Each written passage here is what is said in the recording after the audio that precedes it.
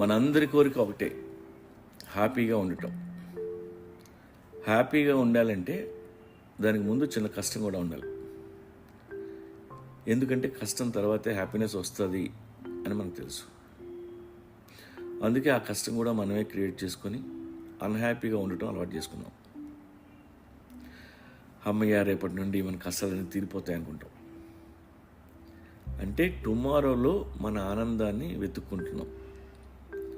మన ఆనందాన్ని రేపటికి వాయిదా వేసేసాం, పోస్ట్ పోన్ చేసేసాం. ఎప్పుడు మనం నెక్స్ట్ ఇయర్ కుమ్మేద్దాం అని అనుకుంటాం. మరి ఇప్పుడు ఈ క్షణం ఏమైంది? నీకు దమ్ము ఉంటే ఈరోజు కుమ్మి, నెక్స్ట్ ఇయర్ దాకా ఎందుకు? న్యూ ఇయర్ రెజల్యూషన్స్ పెట్టుకుంటాం.